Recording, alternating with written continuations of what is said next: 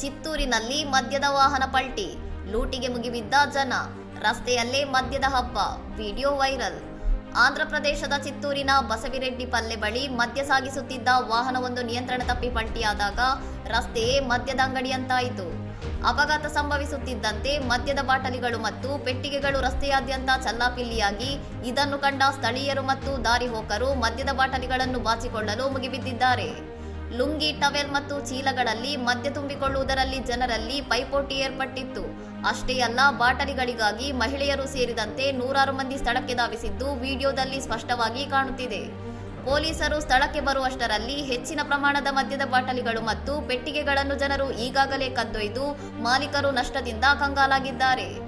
ಅಪಘಾತದಿಂದಾಗಿ ಹೆದ್ದಾರಿಯಲ್ಲಿ ಭಾರೀ ಅವ್ಯವಸ್ಥೆ ಉಂಟಾಗಿದ್ದು, ಅದೃಷ್ಟವಶಾತ್ ಈ ಘಟನೆಯಲ್ಲಿ ಯಾವುದೇ ಪ್ರಾಣಹಾನಿ ಅಥವಾ ಗಂಭೀರ ಗಾಯಗಳಾಗಿಲ್ಲ. ಪೊಲೀಸರು ಪ್ರಕರಣ ದಾಖಲಿಸಿಕೊಂಡಿದ್ದು, ಮದ್ಯ ಲೂಟಿ ಮಾಡಿದವರ ಗುರುತು ಮತ್ತು ಅಪಘಾತಕ್ಕೆ ನಿಖರ ಕಾರಣವೇನು ಎಂಬುದರ ಬಗ್ಗೆ ತನಿಖೆ ಆರಂಭಿಸಿದ್ದಾರೆ. ಇನ್ನಷ್ಟು ಸುದ್ದಿಗಳಿಗಾಗಿ ನೋಡ್ತಾ ಇರಿ ಸೌರಂ ಟಿವಿ.